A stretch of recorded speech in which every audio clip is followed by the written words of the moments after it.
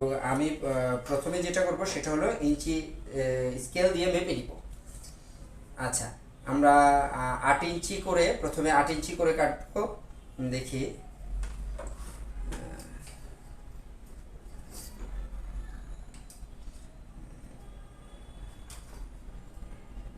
ইঞ্চি scale দিয়ে মেপে একটা দাগ দিয়ে নিব পাইপের গায়ে।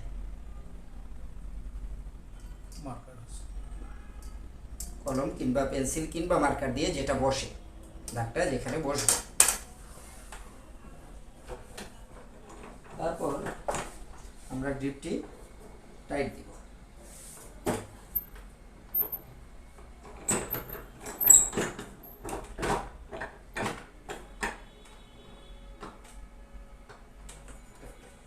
তারপর আমি একটু ঘুরে আসি, এখানে ঘুরে এসে এপাশ থেকে আসলে ভালো হবে।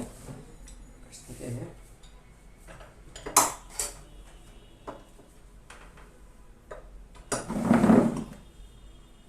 দাগ বরাবর আমি পাইপ কাটারটি বসাবো, একদম পাইপের ব্লেডকে যেন দাগ বরাবরই থাকে, একটু এদিক সেদিক না হয়, তাহলে আবার মাপে ঝামেলা হয়ে যাবে। আমি আগেই দাগটি দিয়ে নিয়েছি 8 ইঞ্চি। হ্যাঁ,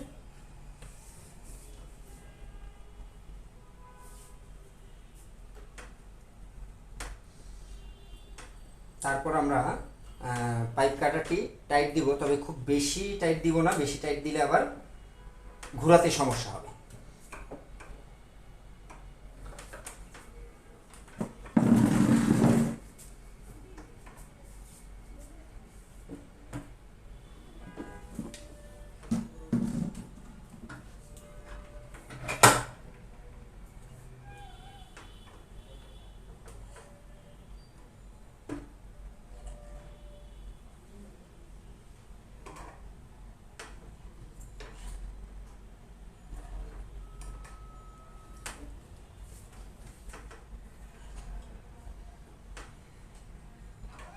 আমরা খেয়াল রাখবো যেন এই যে ঘোরানোর সময় যখন লুজ হয়ে যাবে তখন আমরা আস্তে করে আরেকটু টাইটটা বাড়িয়ে দিব এই কাটারের, তা না হলে পরের দিকে ওই দিকে আর কাটবে না।